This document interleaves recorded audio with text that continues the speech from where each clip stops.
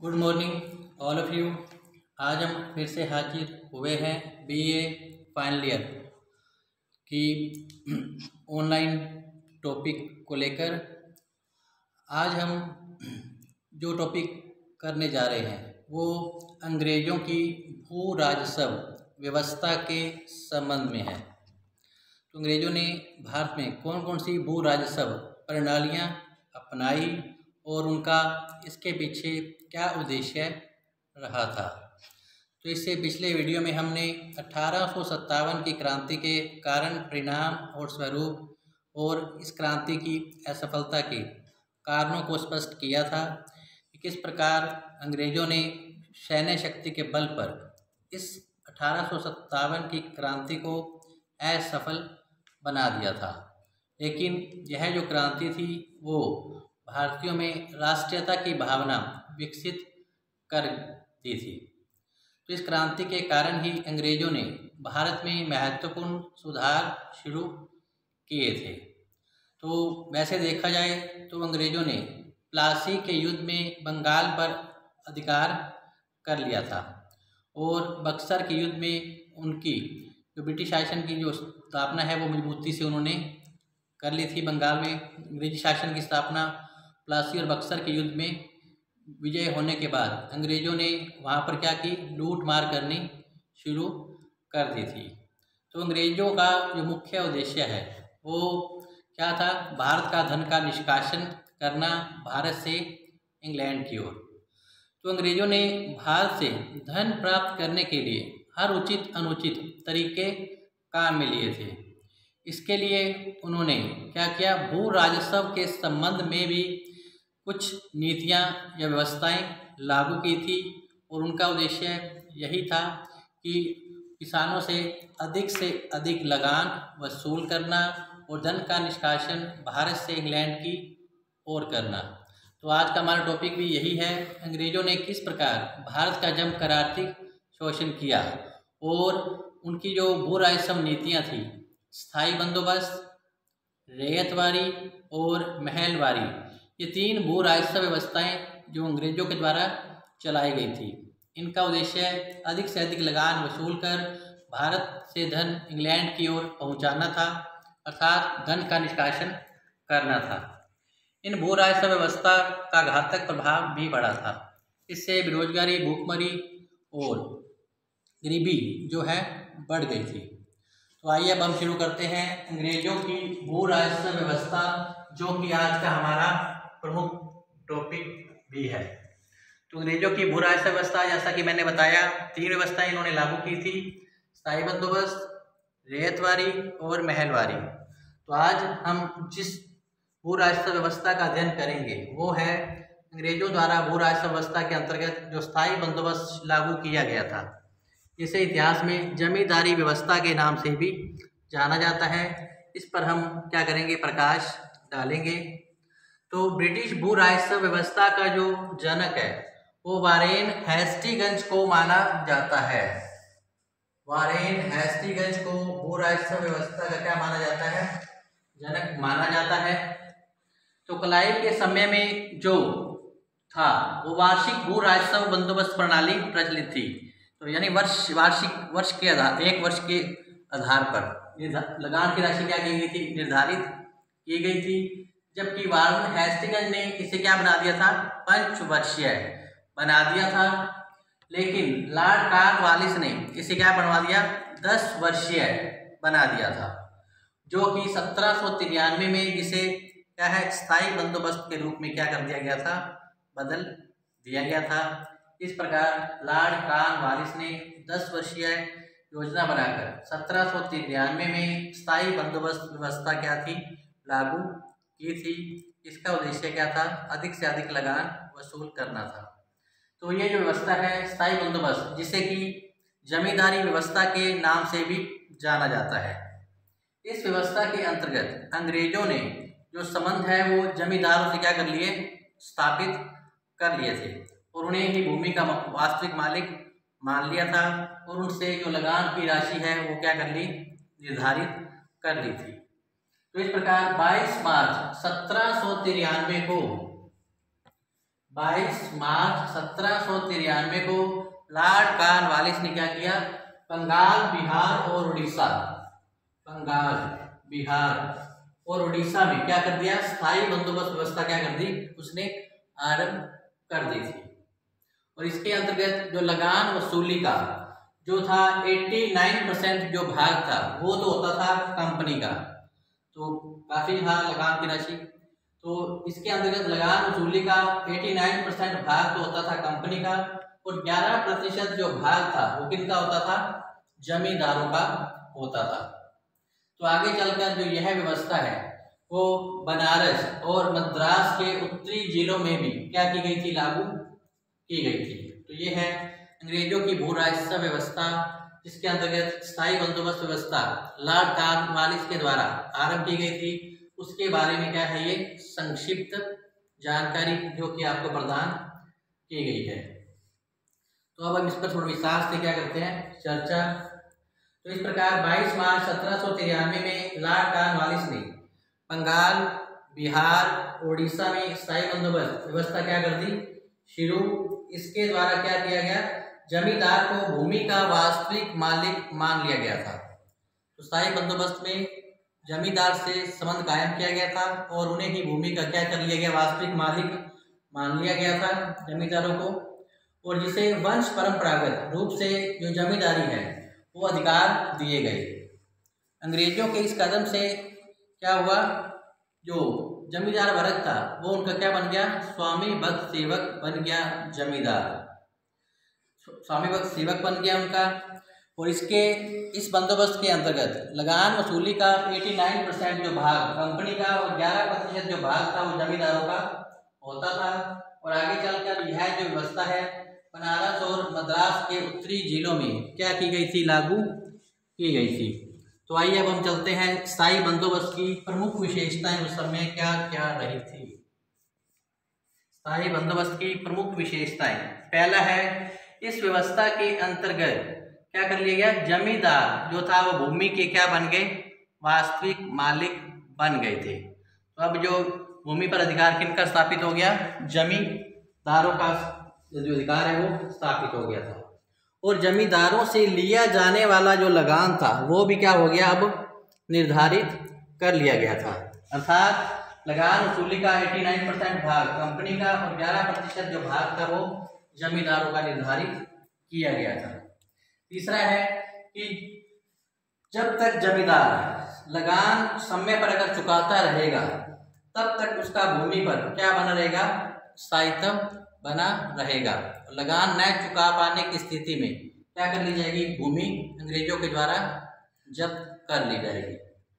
तीसरा है, चौथा है जमींदार एवं किसानों के बीच के जो संबंध थे उसके बारे में अंग्रेजों ने क्या कर दिया, जमींदारों को स्वतंत्र छोड़ दिया था। अर्थात अंग्रेजों ने लगान की राशि निर्धारित कर ली थी।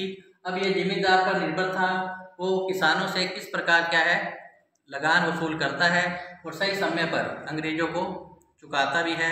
तो जमींदार और किसानों के जो संबंध थे वो अंग्रेजों ने क्या छोड़ दिए, स्वतंत्र। तो अंग्रेजों को समय पर लगान वसूल करना होता था।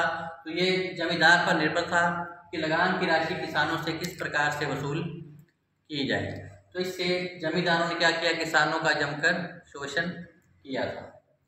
फिर जमींदारों को भूमि बेचने या खरीदने का भी क्या था, अधिकार। तो इस अंग्रेजों की स्थायी बंदोबस्त व्यवस्था के अंतर्गत क्या था, जमींदारों को भूमि बेचने या खरीदने का क्या था, अधिकार भी प्राप्त हो गया था। इसके अलावा इस स्थायी बंदोबस्त व्यवस्था के अंतर्गत क्या था, जमींदारों को क्या है, अपने किसानों को पट्टे देने पड़ते थे। तो किसानों को क्या देने पड़ते थे, पट्टे देने पड़ते थे। और यह बंदोबस्त जो है वो बंगाल, बिहार, उड़ीसा, यह जो बंदोबस्त है बंगाल, बिहार, उड़ीसा, उत्तर प्रदेश के वाराणसी संभाग व उत्तरी कर्नाटक में लगभग 19% ब्रिटिश भूभागों पर क्या किया गया था, लागू कर दिया गया था। तो ये थी स्थायी बंदोबस्त की प्रमुख विशेषताएं। अर्थात इस व्यवस्था के अंतर्गत जो भूमि का वास्तविक मालिक है वो जमींदारों को मान लिया गया और जमींदारों से लिया जाने वाला लगान है उसकी राशि अंग्रेजों ने क्या कर दी थी, निर्धारित कर दी थी और लगान समय पर चुकाने पर ही जो भूमि पर जमींदार का जो अधिकार है वो स्थायी रूप से बना रहेगा। लेकिन जमींदार और किसानों के बीच के जो संबंध को वो अंग्रेजों ने क्या छोड़ दिया था, स्वतंत्र छोड़ दिया था। तो जमींदार अपनी स्वतंत्रता पूर्वक आचरण करता था और किसानों से क्या है, कठोरता पूर्वक लगान वसूल किया जाता था, क्योंकि जमींदारों को भी समय पर लगान चुकाना होता था अंग्रेजों को। तो इस व्यवस्था से जो जमींदार वर्ग था वो अंग्रेजों का क्या बन गया, स्वामी भक्त सेवक बन गया था। फिर जमींदारों को भूमि बेचने या खरीदने का अधिकार भी क्या है, इस व्यवस्था के अंतर्गत प्राप्त हो गया था। अर्थात जमींदार भूमि को बेच सकते थे और खरीद भी सकते थे, क्योंकि इससे उनका स्थायित्व बन जाता था अगर वो समय पर लगान चुका देता था। फिर जमींदारों को क्या है, इस व्यवस्था के अंतर्गत किसानों को पट्टे देने पड़ते थे। ये थी स्थायी बंदोबस्त की प्रमुख विशेषताएं, जो कि लॉर्ड कॉर्नवालिस के द्वारा 22 मार्च 1793 को बंगाल, बिहार और उड़ीसा में क्या किया गया था, आरंभ किया गया था। तो आइए अब हम चलते हैं स्थायी बंदोबस्त के क्या लाभ रहे, अर्थात इसका क्या महत्व है इतिहास में, तो उसकी जानकारी अब हम प्राप्त करेंगे। स्थायी बंदोबस्त के प्रमुख गुण, महत्व या लाभ क्या थे।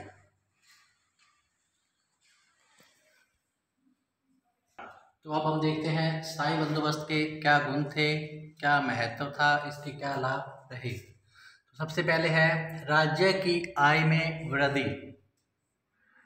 दूसरा है कंपनी की जो वार्षिक आय थी वो निश्चित हो गई थी। तीसरा, बंगाल में कृषि का काफ़ी विकास हुआ। फिर इससे बंगाल की संपन्नता में क्या हुई, वृद्धि। फिर कंपनी की आर्थिक स्थिति में भी काफ़ी वृद्धि हुई। फिर जो जमींदार की सरकार के प्रति क्या रही, चेष्टा या निष्ठा बन गई। इससे जमींदार वर्ग को क्या पहुंचा, काफ़ी लाभ, और अधिकतम भूमि पर क्या है, कृषि कार्य किया गया, जिससे उत्पादन में भी क्या हुई, वृद्धि हुई। तो अब हम चलते हैं स्थायी बंदोबस्त के गुण को विस्तार से जानते हैं। तो सबसे पहला है राज्य की आय में क्या हुई, वृद्धि हुई। तो अंग्रेजों द्वारा भू राजस्व बढ़ा देने से राज्य की आय में पर्याप्त मात्रा में क्या हुई, वृद्धि हुई, और कंपनी की जो प्रतिष्ठा थी वो काफ़ी बढ़ गई थी। तो दूसरा है कंपनी की वार्षिक आय का निश्चित होना, और अंग्रेजों द्वारा स्थापित स्थायी बंदोबस्त से कंपनी की वार्षिक आय अब क्या हो गई, निश्चित हो गई। अब निर्धारित समय में लगान जो था हर अवस्था में कंपनी के राजकोष में अब क्या है, पहुंच जाता था, और ये जो लगान की राशि है वो राजकोष पर अब क्या है, समय पर जमा होने लग गई थी। तीसरा है बंगाल में कृषि का क्या हुआ, विकास। तो स्थायी बंदोबस्त व्यवस्था से बंगाल में पुनः क्या हुआ, कृषि का विकास हुआ, जिससे उत्पादन जो है वो भी काफ़ी बढ़ने लगा था। तो स्थायी बंदोबस्त का एक परिणाम था कि इससे बंगाल में कृषि का विकास हुआ और उत्पादन में वृद्धि संभव हो गई थी। नेक्स्ट है बंगाल की संपन्नता में क्या हुई, वृद्धि। तो स्थायी बंदोबस्त से बंगाल की संपन्नता में भी काफ़ी वृद्धि हुई, और कंपनी की दशा में भी क्या हुआ, अब सुधार हुआ था, अर्थात आर्थिक स्थिति उनकी अब मजबूत होने लग गई थी कंपनी की। फिर नेक्स्ट है कंपनी की आर्थिक स्थिरता में वृद्धि, और स्थायी बंदोबस्त के कारण ही जो कंपनी की आर्थिक स्थिरता में वृद्धि हुई, और इस व्यवस्था से जो है क्या हुआ, इस व्यवस्था से जमींदारों को भी क्या हुआ था, काफ़ी लाभ हुआ था। तो जमींदार वर्ग भी इसमें लाभ में था, और अंग्रेजों को भी समय पर जो लगान की राशि है वो पहुंच जाती थी। इससे अंग्रेजों की आर्थिक स्थिति मजबूत हुई, तो दूसरी ओर जमींदारों की दशा में भी काफ़ी सुधार हो गया था। तो नेक्स्ट है जमींदार की सरकार के प्रति चेष्टा या निष्ठा बनी रहना। तो इस बंदोबस्त के कारण जो जमींदार वर्ग था वो कंपनी का एक निष्ठावान सेवक बन गया था, और इस वर्ग ने संकट काल में क्या किया, कंपनी को हर तरह से सहयोग प्रदान किया। और यह जो वर्ग था वो स्वतंत्रता प्राप्ति तक क्या है, अंग्रेजों का समर्थक बना रहा था। तो इस प्रकार जो जमींदार वर्ग था वो क्या बन गया था, अंग्रेजों का समर्थक बन गया था। और स्वतंत्रता प्राप्ति तक जो जमींदार वर्ग है वो अंग्रेजों का सहयोगी बना रहा था। नेक्स्ट है जमींदार वर्ग को लाभ। तो स्थायी बंदोबस्त के कारण जमींदार वर्ग को भी काफी लाभ हुआ था। ब्रिटिश सरकार के साथ साथ जमींदार वर्ग को भी काफी लाभ हुआ था। यह जो वर्ग था वो समृद्धशाली और शक्तिशाली बन गया था, जिससे क्या हुआ, शैक्षिक, कलात्मक और औद्योगिक विकास को क्या मिला, बल मिला था। नेक्स्ट है अधिकतम भूमि पर कृषि करना। तो इस व्यवस्था के अंतर्गत अधिकतम लाभ कमाने की दृष्टि से क्या किया गया, अधिकतम भूमि पर कृषि कार्य करने पर जोर दिया गया, जिससे कि उत्पादन में क्या हुई, काफी वृद्धि हुई। जो बंगाल था वो धन संपन्न हो गया और उसकी समृद्धि काफी बढ़ गई थी, अर्थात बंगाल की संपन्नता में वृद्धि हो गई थी। तो इस प्रकार स्थायी बंदोबस्त के जो गुण थे वो यहीं पर क्या होते हैं, समाप्त होते हैं। तो आइए अब हम चलते हैं स्थायी बंदोबस्त के दोष या हानियां क्या रही थी। तो सबसे पहले हम चलते हैं इसकी दोष या हानि जो थी वो थी किसानों के हितों की क्या की गई थी, उपेक्षा की गई थी। इससे किसानों की दुर्दशा हुई और सामाजिक हानि भी हुई, क्योंकि इस व्यवस्था से समाज के अंदर दो वर्ग उत्पन्न हो गए थे, एक शोषक वर्ग, दूसरा शोषित वर्ग बन गया था। इसके अलावा इसका जो एक और हानि थी वो थी जमींदार वर्ग जो था वो क्या बन गया था, विलासी प्रवृत्ति का बन चुका था। और जो ये जो व्यवस्था थी वो राष्ट्रीयता के लिए भी क्या हुई, घातक सिद्ध हुई थी। तो इस स्थायी बंदोबस्त के दोष, कमियां, जो हानियां हैं उनको अब हम क्या करेंगे, विस्तार से जानकारी प्राप्त करेंगे। तो यह जो व्यवस्था थी स्थायी बंदोबस्त, इससे लाभ तो बहुत ही कम हुए, क्योंकि इस व्यवस्था से जो है हानियां ही क्या हुई थी, ज़्यादा हुई थी। क्योंकि यह जो स्थायी बंदोबस्त व्यवस्था थी वो राष्ट्रीयता के लिए क्या हुई, घातक सिद्ध हुई थी।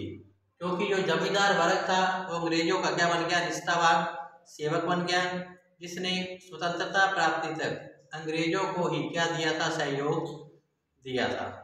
तो अब चलते हैं हम इसके दोष या कमियों को थोड़ी सी डिटेल में जानकारी। पहला है किसानों के हितों की क्या की गई थी, इस व्यवस्था में उपेक्षा ही की गई थी। तो स्थायी बंदोबस्त व्यवस्था एक ऐसी व्यवस्था थी जिसमें केवल जमींदार वर्ग के हितों को ही ध्यान में रखा गया था, जबकि किसानों के हितों की ओर ध्यान नहीं दिया गया था। क्योंकि किसानों और जमींदारों के संबंध को अंग्रेजों ने क्या छोड़ दिया था, स्वतंत्र छोड़ दिया था। तो इस जमींदार वर्ग ने फिर क्या किया, किसानों का जमकर शोषण उन्होंने क्या शुरू कर दिया था। तो इस प्रकार ये जो व्यवस्था थी वो किसानों के लिए क्या हुई, हानिकारक सिद्ध हुई। इस व्यवस्था से किसानों से जो भूमि का जो स्वामित्व था वो क्या कर लिया गया था, छीन लिया गया था, और जमींदार को भूमि का वास्तविक मालिक मान लिया गया था, जिससे कि किसानों के जो परंपरागत अधिकार थे वो क्या हो गए थे, समाप्त हो गए थे। अब किसानों को क्या है, जमींदारों की दया पर ही निर्भर छोड़ दिया गया था। अब जमींदार की दया पर निर्भर था कि किसानों से लगान प्रेम पूर्वक वसूल किया जाता है या फिर कठोरता पूर्वक वसूल किया जाता है। क्योंकि अंग्रेजों ने इस मामले में जमींदार और किसानों के संबंध में क्या कर दिया था, स्वतंत्र छोड़ दिया था।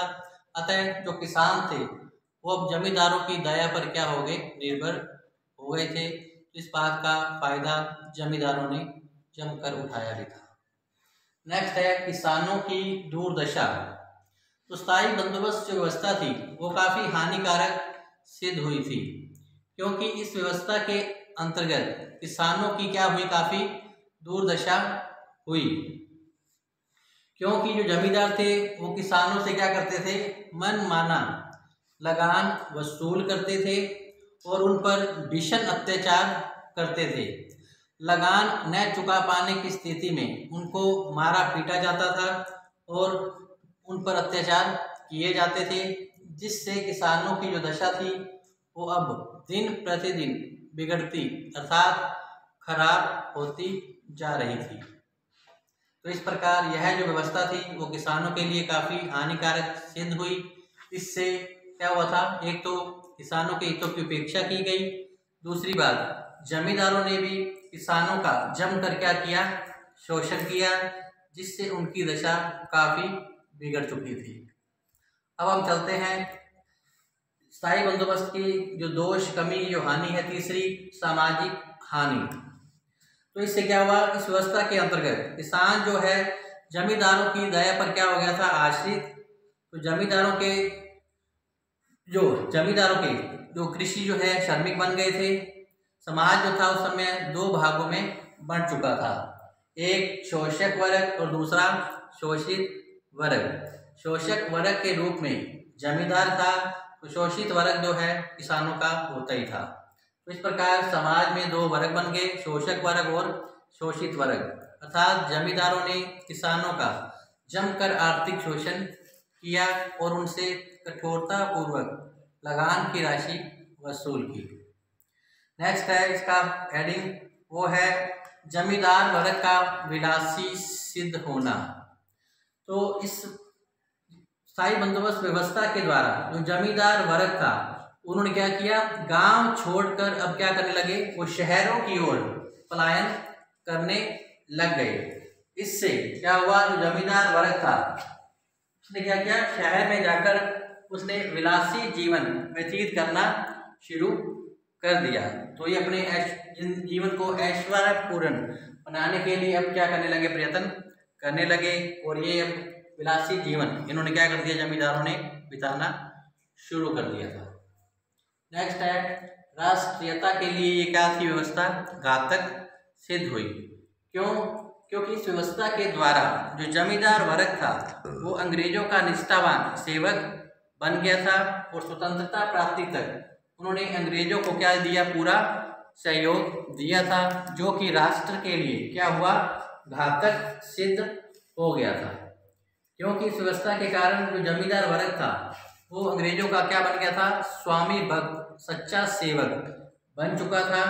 और भारत के स्वतंत्रता आंदोलन के दौरान भी इस वर्ग ने अंग्रेजों को अपना पूरा क्या दिया था, समर्थन दिया था, और अपन जिससे के कारण राष्ट्र के हितों को क्या पहुंचा, प्रबल आघात पहुंचा था। तो इस प्रकार जो स्थायी बंदोबस्त है उसके जो आरंभ 22 मार्च 1793 को हुआ था। यह जो है बंगाल, बिहार, उड़ीसा में व्यवस्था शुरू की गई थी और इसके अंतर्गत जो लगान की राशि थी वसूली का जो था 89% भाग कंपनी का और 11% भाग जो था वो किनका होता था, जमींदारों का होता था। इस व्यवस्था के जो विशेषताएं हैं वो थी, जमींदार वर्ग जो था वो भूमि का वास्तविक मालिक बन गया था, वो लगान की राशि जो है जमींदारों से वो निर्धारित कर दी गई, समय पर लगान चुकाने पर जो जमींदार का भूमि पर स्थायित्व बना रहता था।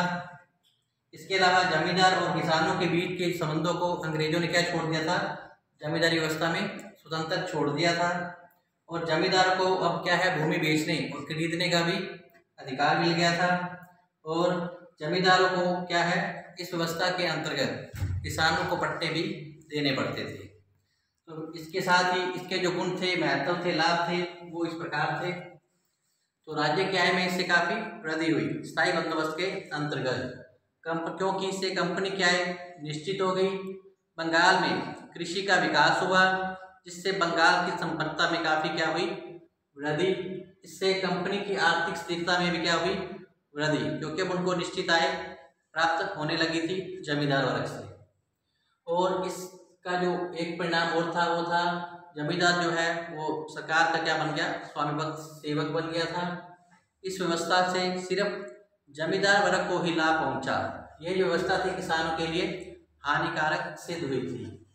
इसके अंतर्गत अधिकतम भूमि पर क्या किया गया, कृषि कार्य, जिससे उत्पादन भी काफ़ी बढ़ चुका था। और ये थे इसके लाभ। अब है इसके दोष, कमियां, जो हानियां। तो इस व्यवस्था से किसानों के हितों की उपेक्षा ही की गई, क्योंकि इसमें सिर्फ जमींदार वर्ग के हितों को ही ध्यान में रखा गया था। इससे किसानों की काफ़ी दुर्दशा हुई, क्योंकि लगान की राशि न चुकाने पर उन पर तरह तरह के अत्याचार किए जाते थे। इससे समाज जो है दो वर्गों में बंट चुका था, एक शोषक वर्ग और दूसरा शोषित वर्ग। शोषक वर्ग ने शोषित वर्ग का जमकर शोषण किया, अर्थात जमींदारों ने कृषकों पर। फिर इस व्यवस्था से जो जमींदार वर्ग था वो क्या बन गया था, विलासी हो गया था। और यह जो व्यवस्था थी वो राष्ट्रीयता के लिए क्या हुई, घातक सिद्ध हुई थी। अतः स्थायी बंदोबस्त के लाभ की अपेक्षा हानियां ही अधिक रही थी। तो इसके साथ ही ये टॉपिक जो है स्थायी बंदोबस्त आज यहीं पर समाप्त होता है। कल हम अंग्रेजों की भू राजस्व के अंतर्गत दूसरी व्यवस्था रैयतवारी प्रथा और तीसरी महलवारी प्रथा के बारे में कल हम क्या करेंगे, विस्तार पूर्वक चर्चा करेंगे। तो इसके साथ ही आज का जो टॉपिक है हमारा वो स्थायी बंदोबस्त, इसकी विशेषताएं, गुण दोष यहीं समाप्त होते हैं। कल हम फिर से हाजिर होंगे एक रैयतवारी और महलवारी व्यवस्था को लेकर। तब तक आप घर पर रहें, सुरक्षित रहें, पढ़ते रहें। इसके साथ ही धन्यवाद।